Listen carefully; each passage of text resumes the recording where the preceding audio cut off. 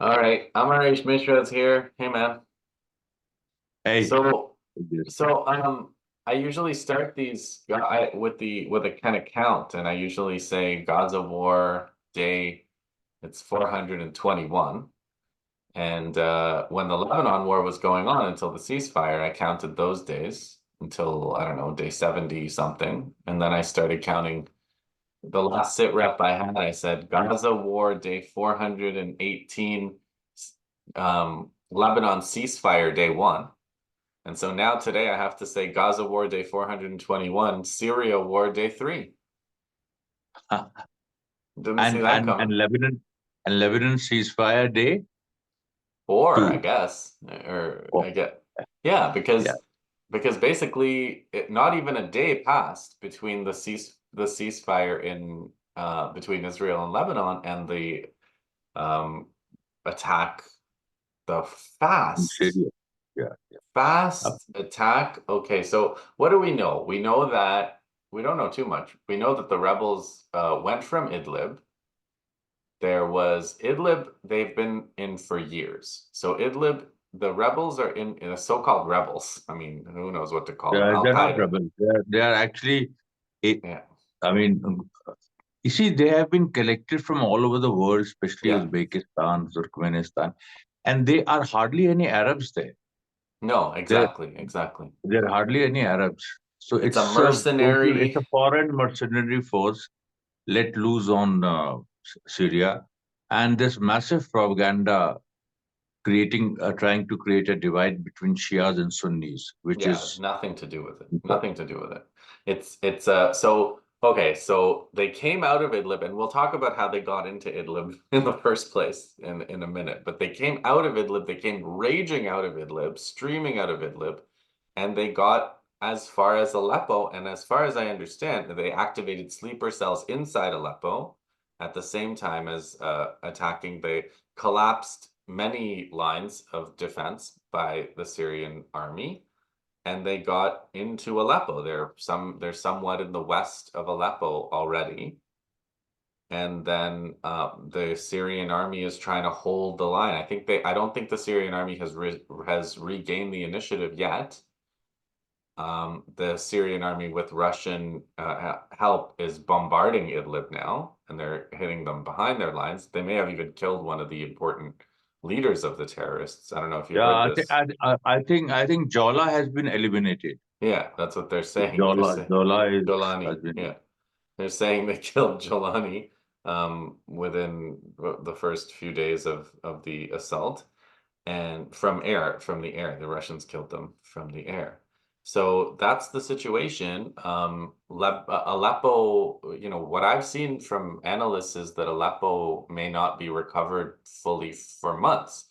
They may not be able to they may have to accept the partition of the city and the control of the city by these mercenary terrorists for some time before they can get it back. And the advance may not even be over. So the tide hasn't even maybe turned yet. Is there anything you want to add there? Yeah, I think the battle has moved on from Aleppo. It is now concentrated in Hama, and Yeah, I saw that. Yeah. Hama is where the Iranians and the Russians they have asked the Syrian Arab army to make a stand, and they are Okay. making a stand. And the latest is just 5-10 minutes back Yeah. that the Syrian Arab army has struck the so-called rebels, and they have not been able to get a hold or get a foothold in Hama. That is for sure, because Hama is the kind of red line which has been drawn that Hama will not fall, and the Arab army is giving everything, and like they are holding the line. But the point is, Justin, that you see, there's a very what should one say, a convoluted game, or you can also call it interesting in a different way. The way you see what happened at Aleppo. Aleppo, and for that we have to go and at least see the Syrian situation, where there are four provisional governments, or like there is there is a Syrian Salvation Government, which the HTS owes their allegiance to. There is the Syrian Interim Government, of which Turkey recognizes. Then, of course, there is this the Rojava, the Kurds. They are holding a significant part of North Turkey. And then there is the Al Tanf, where the American base is. There is a demilitarized zone there. So there are these four entities. And in Aleppo, actually, the SDF, the Syrian Democratic Oh, Forces, wait, the Kurds. Amarish, you forgot the Golan Heights, which is under the control of Israel. Yes, yeah, Golan Heights, of course, of course. Yeah. So you see, the Kurds there are supported by the West, the US. Turkey supports the Syrian interim government. But the major attack was from the Syrian Salvation Government forces represented by HTS, and HTS is nothing but a coalition of Rebrand. ex-Nusra, ex-ISIS, ex-Al Qaeda, and plus a few other people. Because the Free Syrian Army, if you remember, the Free Syrian Army, which was somewhat a secular force, coalesced into the Syrian National Army, which is right now affiliated to the Syrian interim government, affiliated to Turkey. So that FSH strain is now SNA, and the different groups, Jaish and three four other groups. Now they are the Tahrir al-Sham, which is the HTS, which is the main group behind this, and which America has always said that they are not affiliated to it. But this time it is obvious, because openly on camera these guys are thanking Israel, and in fact they are tearing. Yeah, they are tearing down the Palestinian flag. They are tearing down posters, trampling on them, and they are not Arabs. You can see that they are not Arabs. Most of them are Uzbekis. Their features are Uzbekis. Their whole language, they don't have those facial features.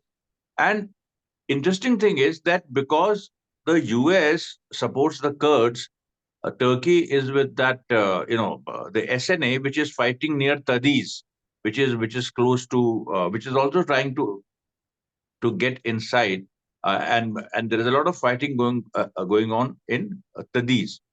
Now, but the HTS, when they entered Aleppo, SDF, the Kurds, was supposed to defend Aleppo because they were there, and they retreated without a fight.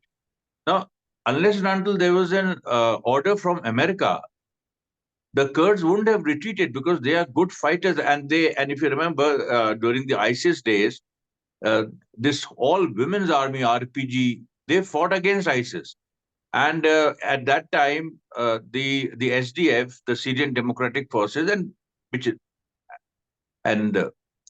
this is the military wing of the Kurds. They fought alongside SAA, the Syrian Arab Army, Yes. against the ISIS. I saw a report. I saw a report that they were joining the SAA today. I saw one today. Yeah, they are. But in Aleppo, what happened is that I think it's a very well micromanaged operation launched by Israel and America, and they are just trying to uh, scare Assad. Obviously, these so-called rebels will not succeed. If they couldn't succeed then, when they had some popular support, then they cannot succeed now. This is just to kind of rattle this whole axis of resistance, and rattle Russia also, and to show that that they are capable of striking. I mean, Israel and America are capable of striking at various fronts simultaneously. So this is that, and that is why I think they have micromanaged a group of Kurds, which of course is kind of which will not be accepted by the Kurd leadership. Now, it's a very interesting situation. I was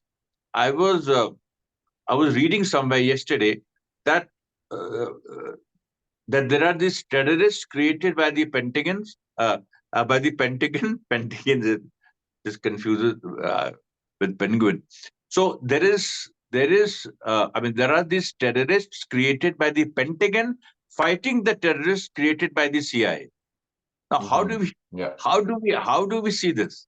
Because you see, they always do this. They create and support different agencies, support different groups, and then they kind of use them whenever, you know, whenever it suits their interest. I think but with the Kurds, I think the Americans have a much more like an ideological commitment because of their liberal values and all the so. Mhm. But even then, they were able to micromanage Kurds to the extent that Aleppo was almost uncontested. Also, although there was a Syrian Arab army section there, but some of them at least defected. Or if not defected, then at least they retreated without a fight. Yeah. And they might also have been micromanaged. I mean, if you can micromanage Saddam Hussein's army, then the Mhm. Syrian Arab army, although it is much better and ideologically more prepared than Saddam Hussein's army, yet there are certain sections which can be brought over, and many of the Syrian Arab army people who surrendered were also shot. They were shot and they were Yeah. executed. Yeah, those were open executions. I mean, you can see videos of them. They're quite unwatchable, but there are Yeah. videos where they have surrendered and they are fighting. I mean, the first time in my life I've seen such videos where after surrender they are being killed in real time. So, so the point is that America has played its card, but the Syrian Arab army is not only regrouping. Russia and Iran are regrouping, Yeah. and Russia wants to buy time. That's why this whole call of holding on. Of not giving up Hama without a solid fight, because a gap of, I think, some Russian weapons are also about to reach Syria. So they want this Mhm. window of about 48 hours or something, of which I think Okay. That's 24 hours have crucial. passed. Yeah. So just to say, okay, so I'm showing a map here. Idlib is here, and then Aleppo. You can see that these are all fairly close to Turkey. There's a Kurdish region, and this is the Kurdish SDF, Syrian Democratic Forces, that are supported by America. And this area, this is an old map. The lines are different, but the Kurdish, American supported Kurdish forces, which turned out to help, which came out to help Assad, which was a pleasant surprise, actually. That they may have escaped American control a little bit, to that extent. Uh, as far as Idlib goes, uh, I should say, we should just to say the history of this was these are the ISIS that Assad's government has been fighting for over a decade. And they basically had a series of local ceasefires, surrenders, and all of these militants, rebels, ISIS terrorists, basically were allowed to set up in Idlib and kind of left alone in Idlib. And this was a kind of a Russian brokered set of ceasefires that they did. Basically, Russia did this to try to get Turkey um, on side, So Turkey has always been playing both sides here. Turkey said, okay, well, we want to go into Syria to fight the Kurds. We want to occupy Syria to make sure the Kurds can't. Secretly, they're not so secretly supporting the ISIS all along, keeping their supply lines open, giving them a place to escape. Israel too. Uh, ISIS never strikes Turkey. ISIS never strikes Israel, and they're in fighting the Syrian army. They're fighting Hezbollah. And Iran all joined, and ultimately Russia joined to prevent Syria from collapsing to this Turkish supported setup. They drove them all into Idlib, and then they left them alone there. And now they've all come flying out of Idlib several years later and taking Syria totally by surprise. And all of this happens half a day after the ceasefire in Lebanon. So, like you said, demonstrating the ability to strike Syria, also the priority of um, preventing Syria from being able to rearm Hezbollah after the war. So Hezbollah has learned a lot about what Israel is trying to do in Lebanon. Hezbollah has suffered unbelievable blows in terms of decapitation and their soldiers and the pager attack. And the first priority would be to resupply their military forces, and that has to come from Syria. And so this attack on Syria now preoccupies Syria and Russia and Iran, all with stopping the fall of Syria, which means also a disruption to the attempt to resupply Hezbollah. So that's Yeah, like actually, the yeah, map I wanted I, to kind of show. yeah. No, you see, I just want to add something. This, you see, the attack in Syria or the Syrian events are, they go parallel with the ceasefire violations of Israel in Lebanon. Yesterday, there were 53 ceasefire violations, 53. And all of these are being recorded. The US, the France, and US, France, and UNIFIL are supposed to monitor the ceasefire. They are not saying a word.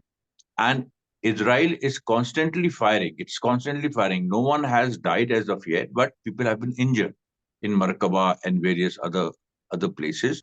Basically, in the beginning, Israel said that it is out of fear that the soldiers are kind of, they fear that the people returning to the south have some Hezbollah elements with them, and that so that old thing about Hezbollah using human shields. So they were firing. Now they, what they're doing is that they are saying that we will take about 60 days to withdraw or something, and although this 60-day thing I have not really I'm unable to comprehend, because is it a 60-day ceasefire, or it's a 60-day window for Israel to withdraw? It's the This is a latter. major. It's the latter. It's a Yeah. 60-day window for Israel to withdraw. That's exactly what it Okay. is.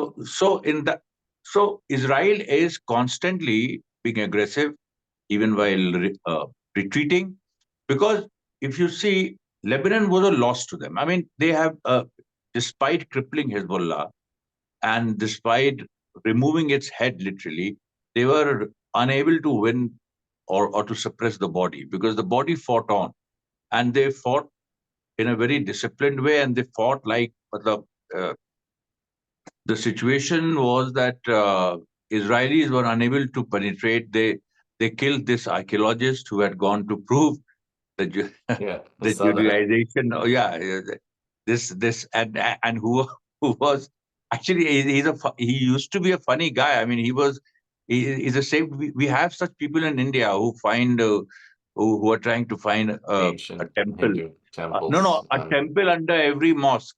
Yeah, So he so in Israel there is this whole group. They want to find a Jewish temple under every mosque or church.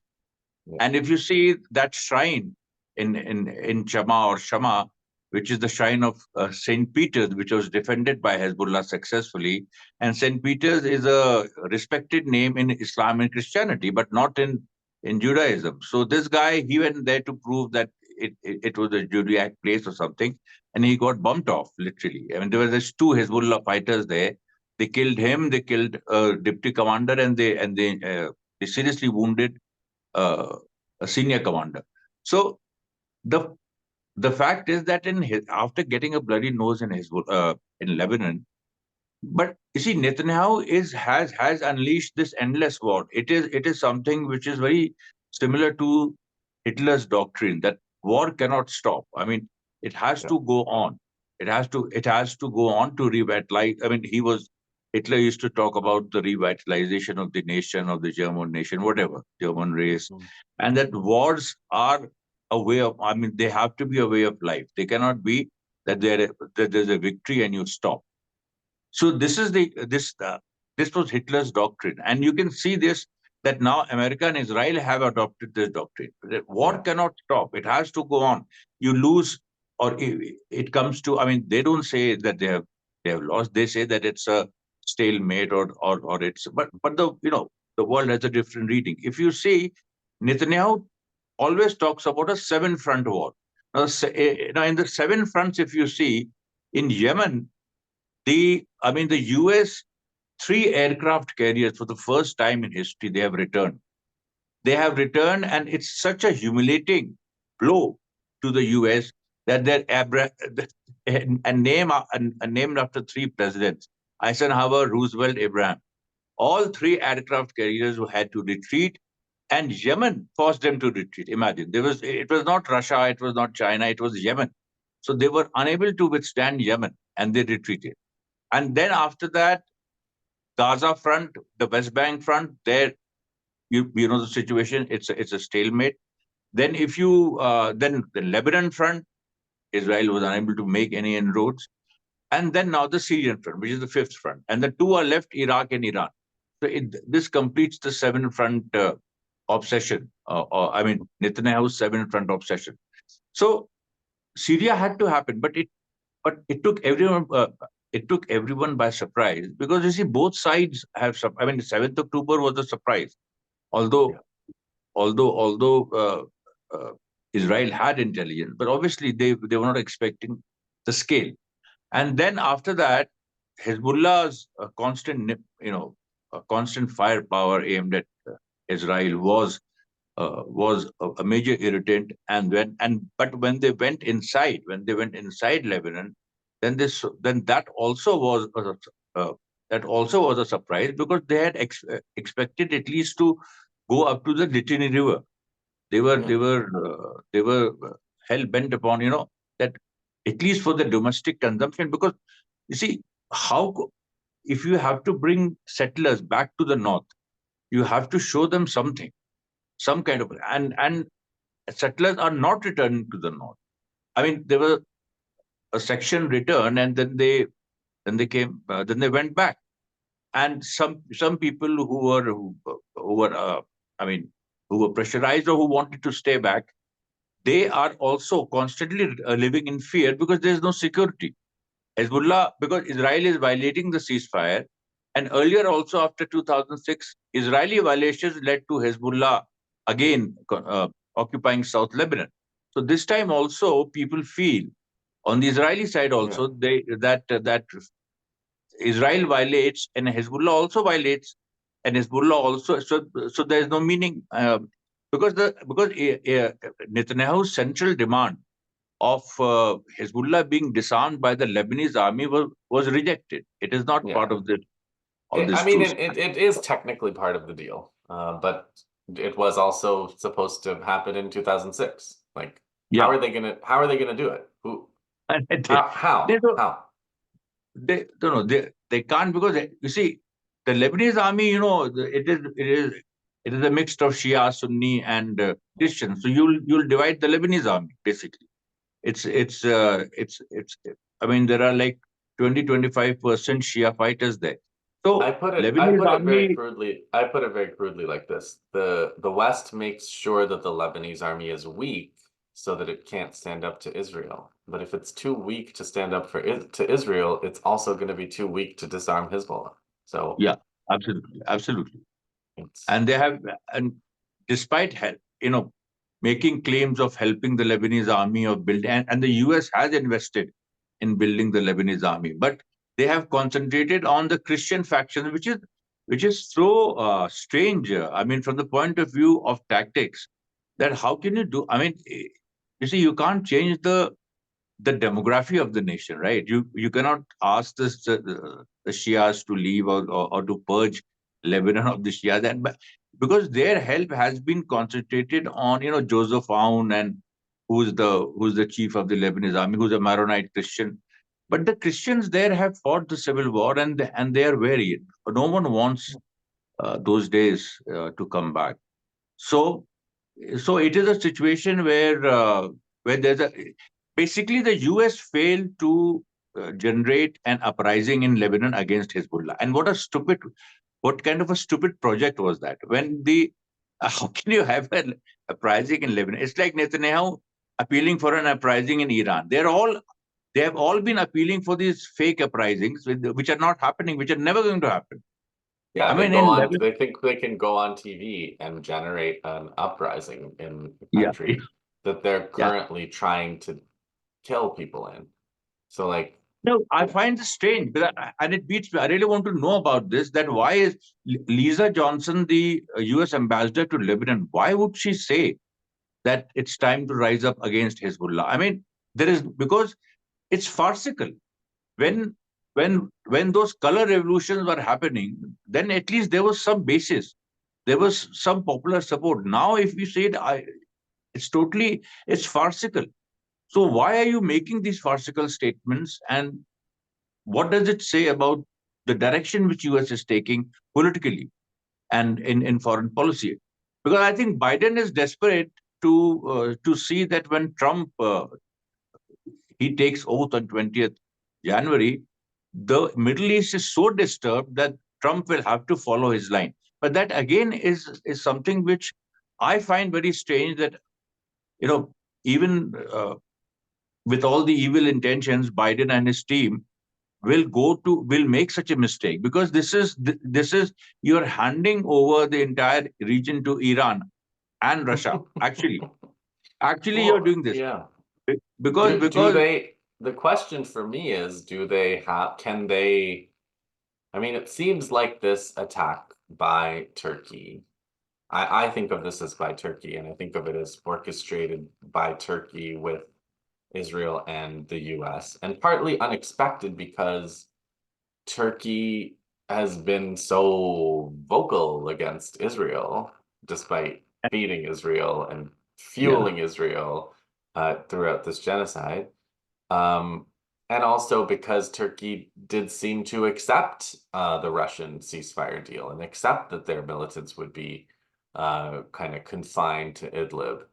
And now they just went on this major surprise attack, and it seems like they've really committed now. They've kind of committed, like they were trying to walk this edge of like BRICS and the West, and maybe we'll go with the West, or maybe we'll go with BRICS, and kind of do this thing which India also does, I think.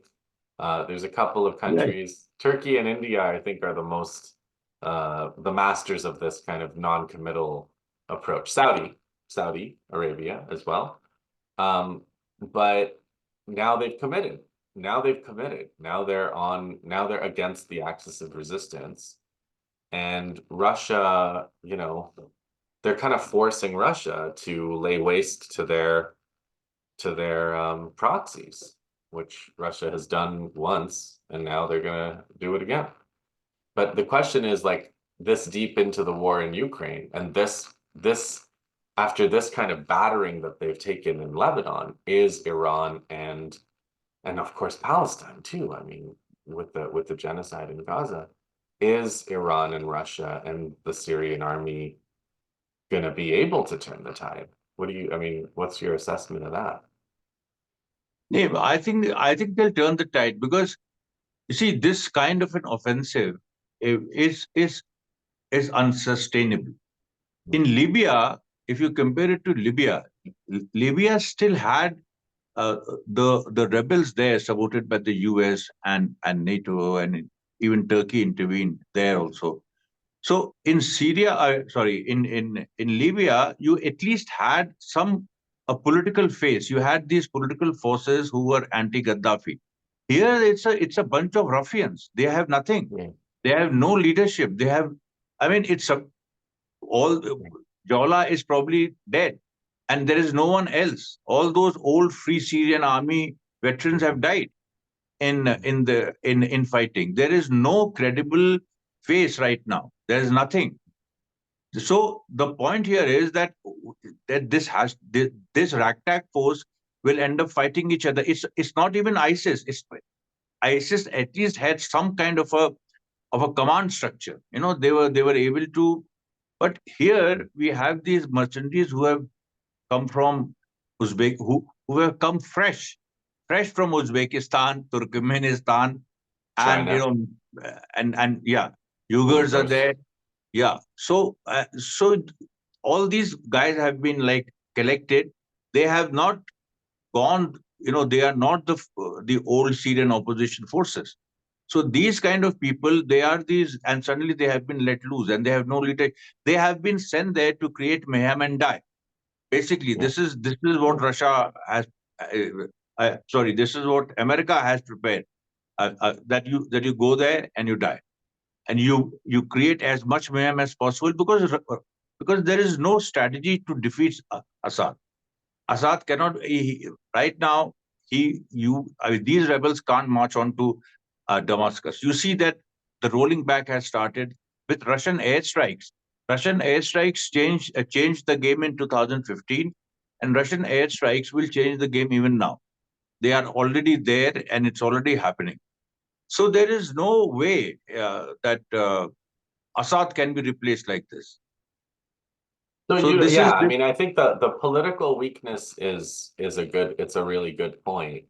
Um, the I guess if you want to say if you want to imagine a strategy, I can imagine a strategy where if Turkey keeps a supply line um from Idlib, if they can take Aleppo, if Israel helps them by bombing Damascus, which they are constantly doing, and if the Americans join in a big way from Al Tanf and elsewhere, maybe, and maybe they drop 80 tons of bombs on the palace in Damascus and try to kill Assad the way they killed Nasrallah. I don't know. I just don't know what their limits are. And so that I think it is I don't know. Do you think that's too far-fetched of a scenario?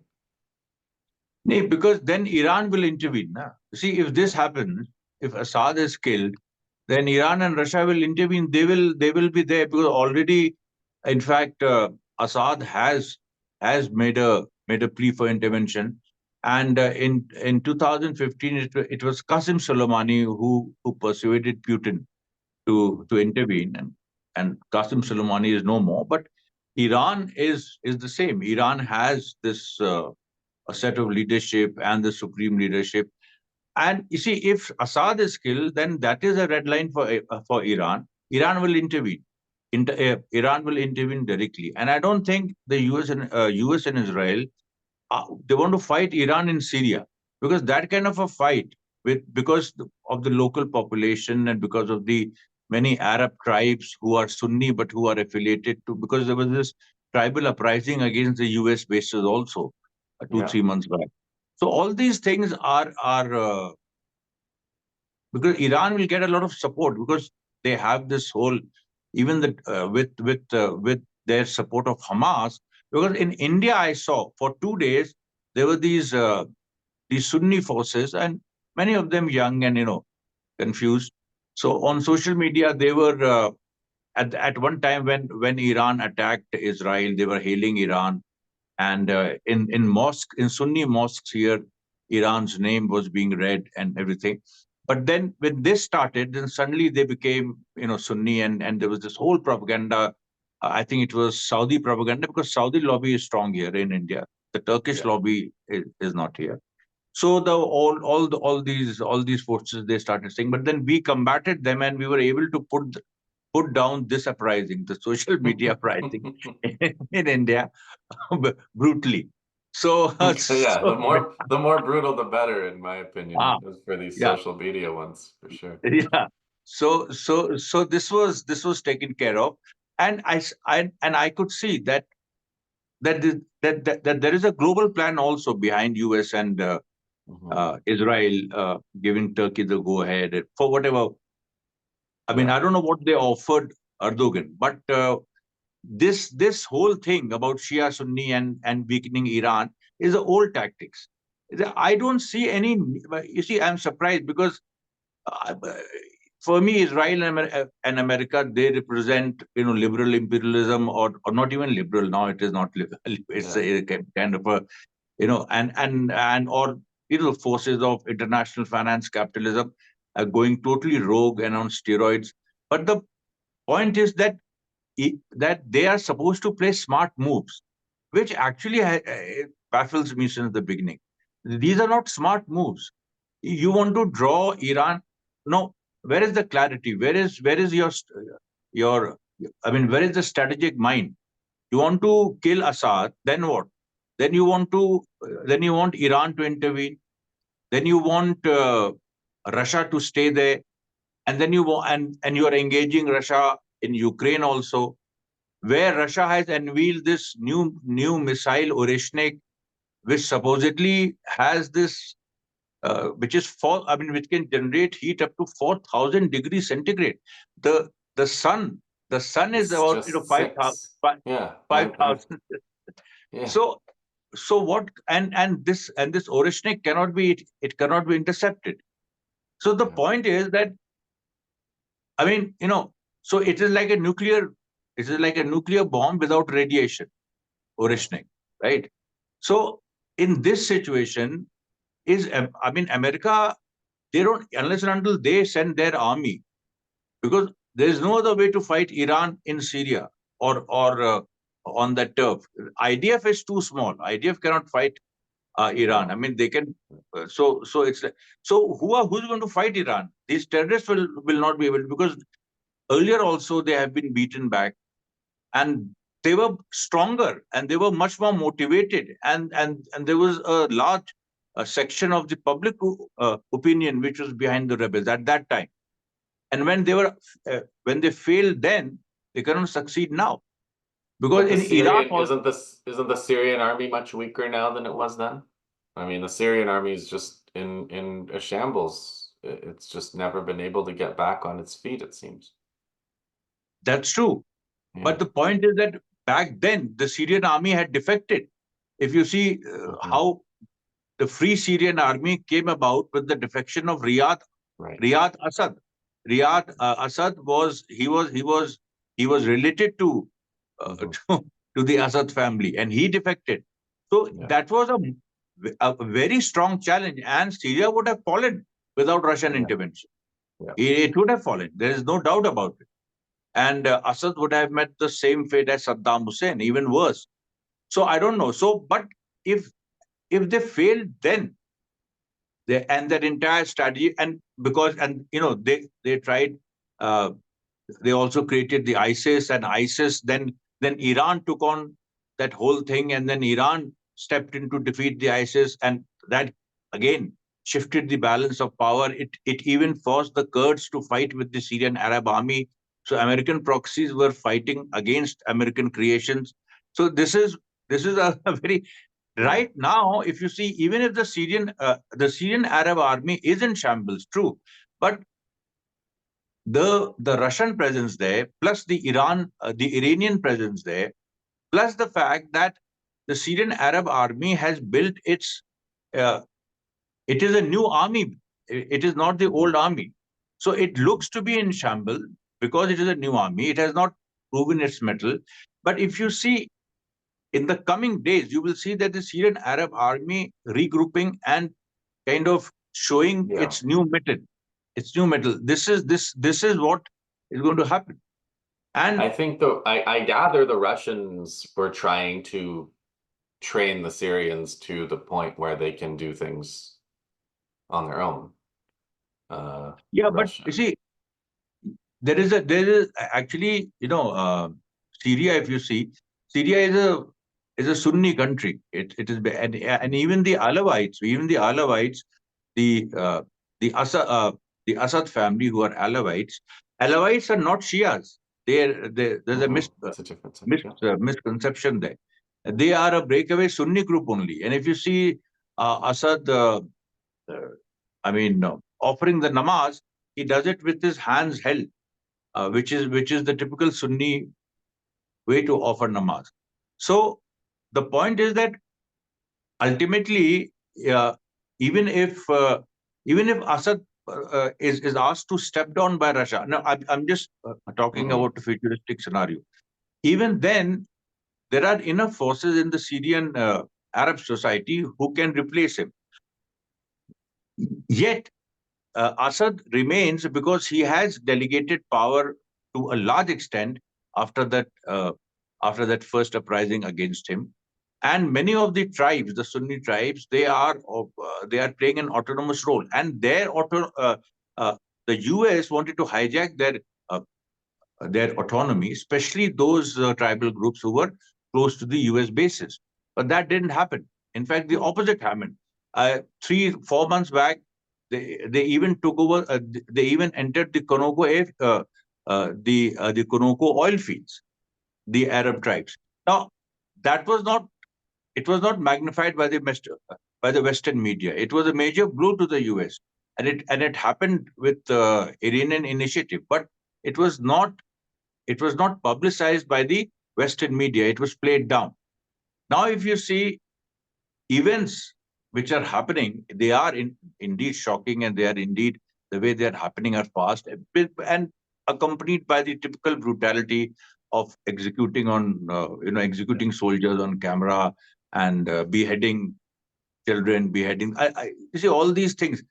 So these kind of things are happening, but again, it is the Western media which is magnifying them, because take a if you take an objective assessment, then if you see Hama in the map, so they are in Hama, right? And Hama to Damascus is a long way, and in between there are these various formations of SAA and even the Russians who are there, and they will stop them from coming close to Damascus. That is the main thing. And Yeah. if they are stopped there, then they'll be pushed back to Idlib eventually. Because what else is there? What other alternative do they have? They will be pushed back to Idlib, and Turkey will. I don't know. Turkey is totally screwed in this, because they have. I think they have played a card too soon.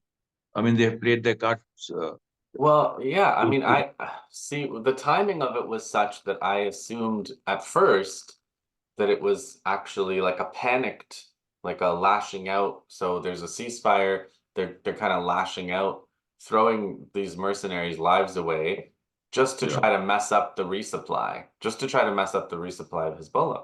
But the success they've had over the past few days and their ability to lodge themselves in Aleppo and in, and go beyond and try to go for Hama now, that made me think, wow, this must have been cooked up for months. They must have Yeah. been stockpiling, they must have been preparing for months, and they must have coordinated it with Israel. Israel probably, And thousands of fighters reaching yeah, Turkey from Uzbekistan, yeah, and undetected. yeah, Although I had Iran, I was just going back and reading something. So Iran had said that, and in fact, Assad also 6 months back, 7 months back, because the focus then was on Palestine. But there were these reports that a lot of activity, a lot of movement from Central Asia. And then now you see the link up is that these Uzbekis and these Tajiks and other forces, they were also fighting in Ukraine against Russia, right? So yeah, they were mercenaries hired by the West in Ukraine also, and the terror attacks on Russia. If you remember the terror attack mhm. on that concert hall, where many Yes, there were many civilian casualties, all the uh, all the uh, all the people who were caught turned out to be either ISIS or so. So these forces, these Uzbekis and all, they were already fighting in Ukraine. And from Ukraine, they were transported to Turkey. yeah, And this must have taken, of course, months, because and everything was ready. It was just yeah, they were waiting for the right time. And it is not just to stop Hezbollah from resupplying. It is also to deter Iran, because they feel that Iran's coming Iran's coming attack, and Iran has stood by. Iran always attacks. It takes its time. It yeah, it takes, but now they are really afraid that if Iran hits Israel at this point, and even if, let's not imagine the damage, but Iran hitting Israel at this time will again kind of cement the fact that that Israel failed in Lebanon. Israel failed. mhm. It is failing in Gaza and West Bank, and all their efforts. So so I don't know, this whole thing about uh, this is to basically deter Iran, and this is what Netanyahu also said during the Yeah, ceasefire, that we are withdrawing, or we are to replenish our army, to rest and replenish, and to take on Iran. And of course, to isolate Hamas, but Hamas will not be isolated. But this is the whole thing. And the Yemen angle is also there, because Yemen has been doing war exercises for quite Mhm. some time, meant for a ground invasion. And they've been talking about now 500,000 troops that are Yes, trained and ready to go. trained and they have been training for amphibious assaults. They have been trained, and which is because Yemen's assault against Israel will come from by the way of the sea. It has So to. amphibious assaults and all those things are there, and Yemen is behind Israel. So when it attacks, then Mhm. then it'll be like attacking from Israel's rear, Yeah, which is the worst nightmare Israel can, which is Israel's worst nightmare, because Yemen attacking from the rear and then Hezbollah from the front, all these scenarios are there, because Yemen is being kept by Iran as a reserve force, yeah, as the reserve force, and we have only seen Yemen's missiles and how effective they were. Now we haven't seen its ground forces in action, and Huh. they were You and they can defeated imagine. yeah, You and they can defeated imagine Saudi how Arabia. how Yeah. much Israel wants to face Yemen's ground forces. Oh, they I are, yeah, the other element of the strategy here is obviously gas and oil energy, and trying to deny Syria its own energy resources, yeah, right? So you mentioned yeah. the Konoko gas field. It took me quite a bit of searching while you were talking to find this, because the Kurdish controlled region is up here, and Konoko is closer to down here. Most of these Deir ez-Zor, Omar fields, and Yeah. Palmyra. The Israelis bombed Palmyra pretty badly during the Lebanon war. I think about a week and a half ago, maybe more. And so these are the gas fields. And so part of the strategy is also to try to choke Damascus from gas, right? Um, Yeah, but you see, these the Iraqi resistance has fired on all. I mean, uh, they have taken not just spot shots, but actual missile attacks have happened on all U.S. bases. Al-Tan, mhm, 3 U.S. mhm, soldiers died. Uh, mhm. Deir al-Zor, there also. Konoko airfields, the Arab tribes entered the oil fields. The point is that there are many, because Iran also has many sleeper cells, let us Yeah, say, and yeah, it activates them, time to time. And it is a strategy which is although the main players of those strategy, Hassan Nasrallah and Qasim Soleimani are not there, but it is not. But their juniors have easily stepped into their shoes. Imagine the way Naeem Qasim, the new Hezbollah chief, had handled all this, the entire war, his statements, his acceptance that they suffered a major setback, and yet how they recovered in such a short time. So you can see the way things are there, and the resilience. And Israel actually had, and I'm surprised at this, but Israel actually thought that by eliminating the top Hezbollah leadership, the the soldiers will lay down their arm. They forgot that Hezbollah is not an army where you have a general, where you major, captain, and and like it's not like Saddam Hussein. And Saddam Hussein's army was a conventional army. You bought over the generals, the army withdrew. There was no battle of Baghdad. There yeah, was no battle of Plassey in India, because yeah, because the because Clive made Mir Jafar and a major force of Sirajuddaula defect in 1757, which started the British conquest of India. So here also in Baghdad, I think the thinking was that if we are able, we can buy off Hezbollah leaders, then kill them, yeah, and the bottom will collapse. But it did, because there was this whole cellular structure, taken from the Algerian War of Independence and various other mm, movements in the Arab society, where they have these groups which are fighting and which can change. They fight in the guerrilla style.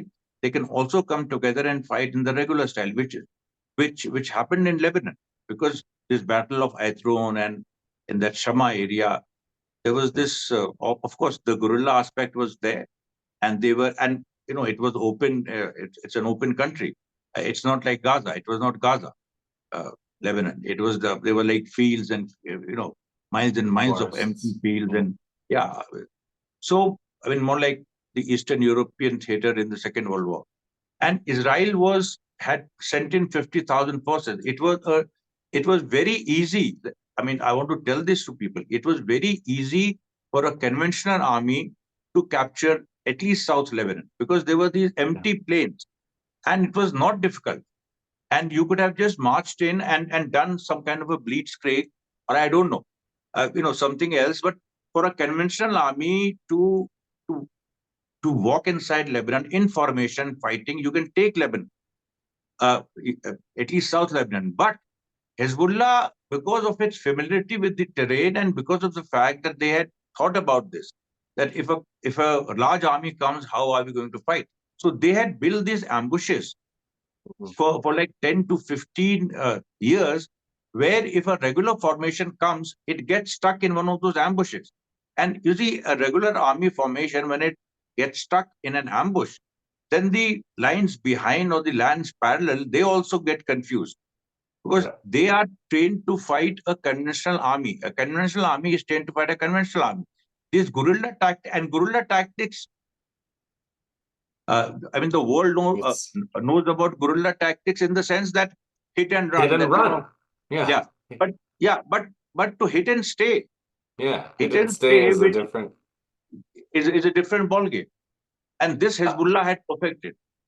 so yeah, Naeem Qassem said in his speech that they had 300 lines of defense. Or no, it wasn't Naeem Qassem, but there was a statement that There is Hezbollah no, said.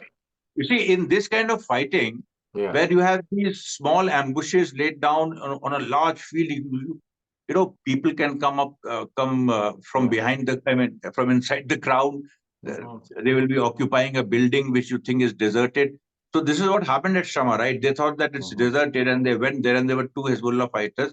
They finished off that archaeologist and some Yeah. some top some top idea And did you see the commander. story of the 14 or 17 platoon that was presumed dead? They lost contact with Yeah, Central Command, and they had been basically hunting IDF for 60 days or something, and yeah, then turned out they were all alive at the end. yeah, yeah. Exactly. The last thing, because this is a kind of a controversy, I guess, among people who, are well wishers of the Palestinians, the friends of the Palestinians, that the concern that Hezbollah having the ceasefire deal kind of alleviates the pressure on Israel that Hezbollah was putting on Israel. What's your sense of that issue?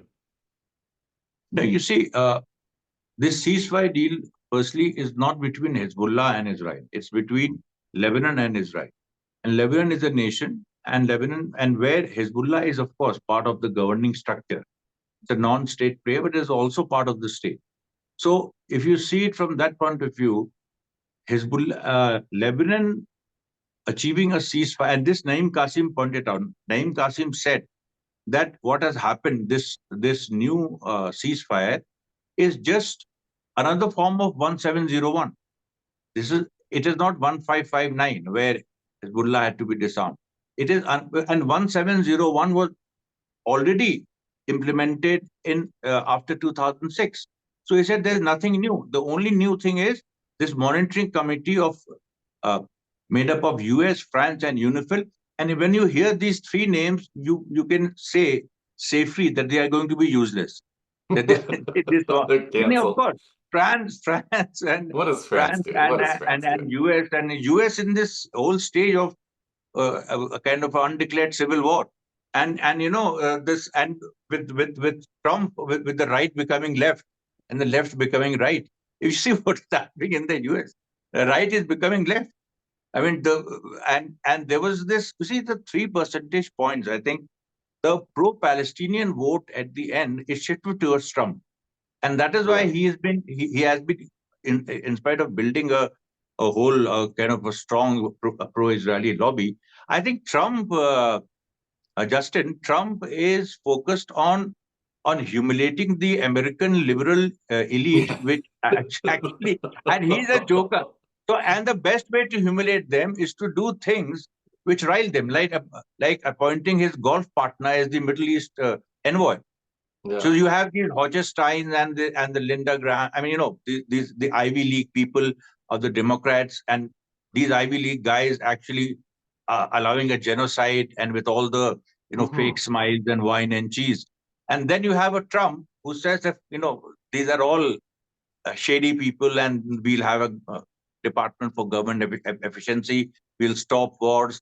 We'll do this. We'll do that. And in the end, he even said, "I don't have any issues with Iran," because he wanted to. You see, this is very important, because at the last moment there were many social media influencers who were pro-Palestine who shifted to Trump when they realized Hmm. that the war party is Biden now.